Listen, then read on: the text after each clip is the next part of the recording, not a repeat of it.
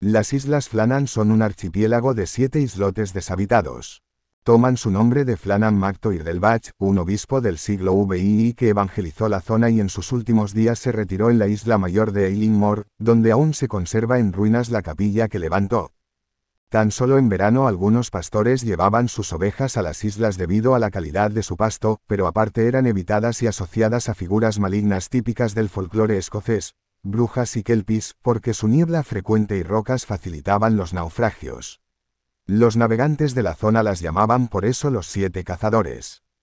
Dado el elevado número de naufragios y víctimas en las décadas precedentes, para evitarlo, un faro de 23 metros fue diseñado por David Alan Stevenson para la Northern Lighthouse Board, NLB, escocesa en lo alto de Eilean. La construcción, entre 1895 y 1899, fue emprendida por George Lawson de Rutherglen, incluyendo la construcción de zonas de atraque, escaleras, raíles, etc.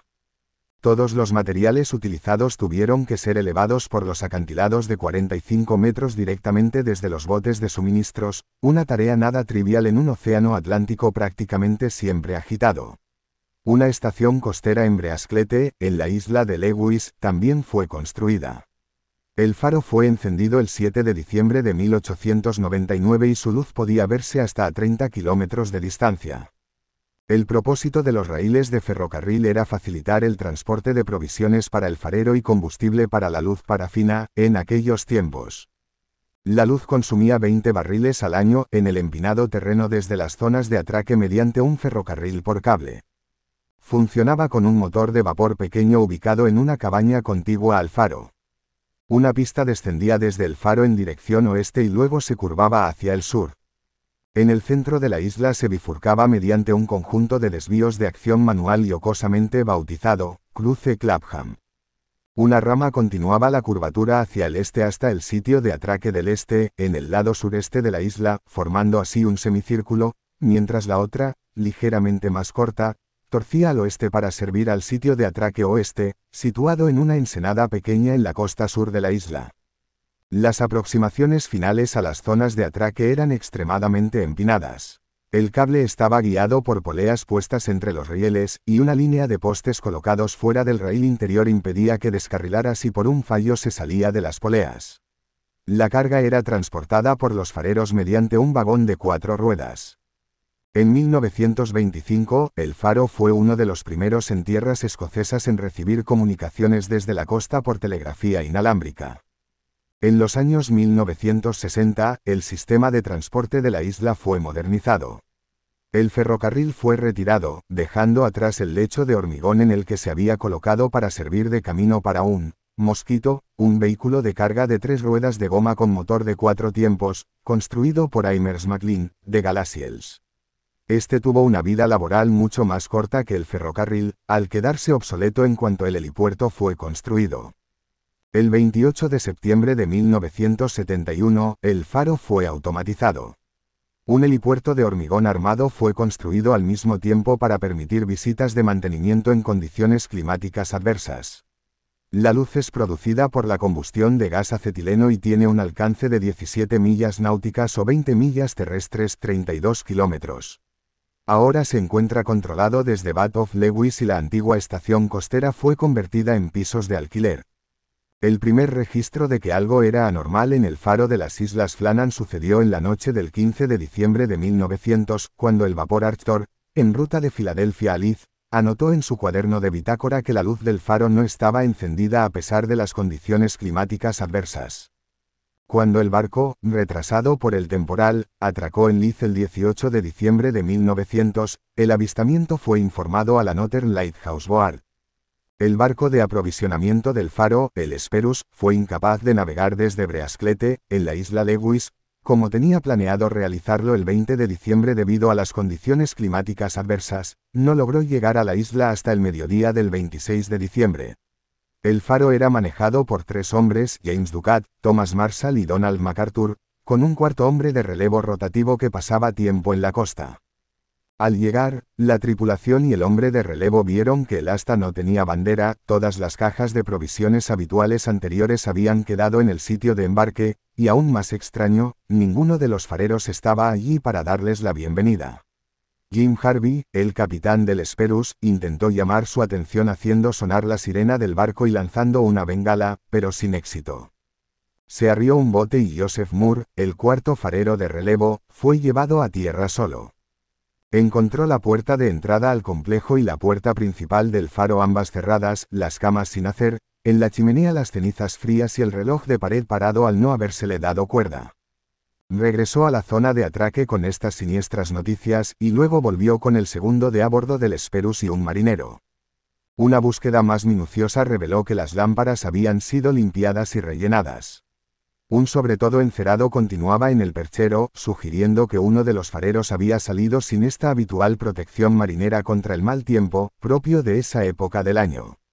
Todo permanecía limpio y en orden, sin la menor señal de violencia, aparte de una silla volcada junto a la mesa de la cocina. No había ningún rastro de los fareros, ni dentro del faro ni fuera en la isla. Moore y 3 marineros voluntarios se quedaron en la isla para atender el faro y el Hesperus regresó a Lewis. El capitán Harvey envió un telegrama a la Northern Lighthouse Board con fecha del 26 de diciembre de 1900, declarando: un accidente terrible ha pasado en las Islas Flannan. Los 3 guardianes, Ducat, Marshall y el ocasional han desaparecido de la isla. Se detuvieron los relojes y otras señales indicaron que el accidente debe haber sucedido hace aproximadamente una semana. Pobres hombres, deben haber sido arrojados desde los acantilados o ahogados tratando de asegurar una grúa. En Eilean Mor, los hombres registraron cada rincón de la isla en busca de pistas sobre el destino de los guardianes. Encontraron que todo estaba intacto en el embarcadero este, pero el sitio de atraque del oeste proporcionó evidencia considerable de daños causados por tormentas recientes. Una caja a 33 metros sobre el nivel del mar había sido rota y sus contenidos esparcidos, las barandas de hierro estaban dobladas, los raíles de hierro del ferrocarril habían sido arrancados de su hormigón, y una roca que pesaba más de 1 tonelada había sido desplazada. En la cima del acantilado, a más de 60 metros sobre el nivel del mar, la hierba había sido arrancada hasta 10 metros del borde del acantilado.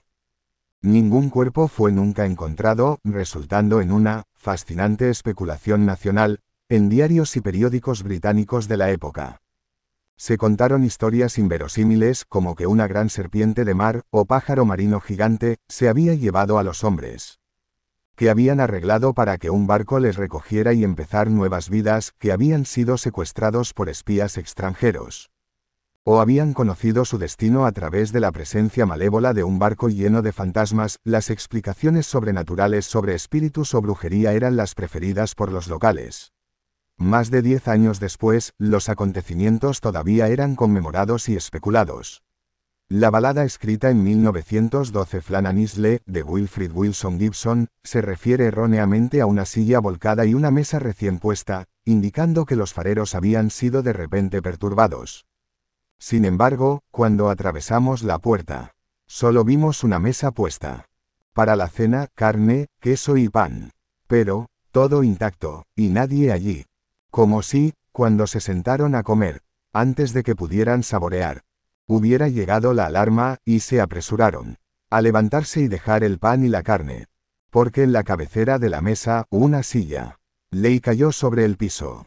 Sin embargo, en un primer relato hecho por Moore, el guardián de relevo, declaró que los utensilios de cocina estaban todos muy limpios, lo cual es una señal de que debe haber sido en algún momento después de la cena que se fueron. Moore, cuando se despidió de ellos el día 8, los había visto bien, ni tristes ni molestos. La última entrada anotada en el registro del faro era del 13 de diciembre, pero se habían escrito en la pizarra para transferir luego al libro de registro las incidencias climáticas del día 14, con mal tiempo, y a las 9 de la mañana del día 15 que el viento amainaba y apagaban la luz por la buena visibilidad. El 29 de diciembre de 1900, Robert Muirhead, superintendente de la Northern Lighthouse Board, NLB, llegó a la isla para llevar a cabo la investigación oficial del incidente. Muirhead había reclutado a los 3 hombres desaparecidos y les conocía personalmente.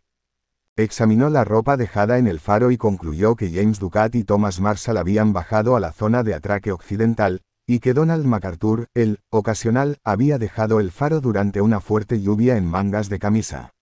Anotó que quienquiera que dejara el faro en último lugar había dejado desatendida la luz, violando las normas de la NLB. También señaló que algunos de los daños en el embarcadero oeste eran difíciles de creer a no ser que se vieran realmente. Según las pruebas que pude obtener, estoy convencido de que los hombres habían estado de guardia hasta la cena del sábado 15 de diciembre. Que habían bajado para asegurar una caja en la que se guardaban las cuerdas de amarre, las cuerdas de atraque, etc., y que estaba asegurada en una grieta en la roca aproximadamente a 110 pies 34 metros, sobre el nivel del mar, y que un mar extra grande, ola gigante, había subido por la roca, pasado por encima de ellos y viniéndose abajo con fuerza inmensa, los barrió por completo. Se desconoce si esta explicación trajo algún consuelo a las familias de los perdidos fareros. El destino de Thomas Marshall, James Ducat, que dejó viuda y 4 hijos, y Donald MacArthur, que también dejó viuda y 2 hijos, lanzó una sombra sobre el servicio del faro durante muchos años. Investigadores posteriores han tenido en cuenta la geografía de las islas. La costa de Eilean Mor está profundamente marcada por estrechos acantilados llamados geos. El embarcadero oeste, situado en uno de estos geos, termina en una cueva. Durante marea alta o tormentas, el agua se precipita en la cueva y entonces rebota y sale con fuerza considerable. Es posible que MacArthur pudiera haber visto una serie de grandes olas acercándose a la isla, y sabiendo el probable peligro para sus colegas, corrió abajo para advertirles, solo para ser arrastrado también por la violenta marejada. Investigaciones de James Love descubrieron que Marshall había sido anteriormente multado con 5 chelines por haber perdido su equipamiento durante un fuerte vendaval. Podría ser que, intentando que no volviera a ocurrir, él y Ducat intentaron asegurar su equipamiento durante una tormenta y fueron barridos como resultado. El destino de MacArthur, a pesar de la obligación de que un hombre como mínimo debía permanecer siempre en el faro, puede haber sido el mismo. Love especula que MacArthur probablemente trató de advertir o ayudar a sus colegas y fue también barrido. Esta teoría tiene la ventaja de explicar el sobretodo y el abrigo de MacArthur en sus perchas, pero no las puertas cerradas. Otra teoría se basa en las experiencias de primera mano de Walter Aldebert, farero de las Flannan de 1953 a 1957. Creía que un hombre pudo haber caído al mar y entonces sus compañeros, que intentaban rescatarle, fueron también barridos por anormales olas gigantes. Otra propuesta se basa en la psicología de los guardianes. Presuntamente MacArthur tenía un carácter volátil, esto puede haber terminado en una lucha al borde del acantilado del embarcadero oeste, causando la muerte de los 3 hombres. Otra teoría es que uno de los hombres se volvió loco, asesinó a los otros 2, lanzó sus cuerpos al mar, y después saltó él mismo.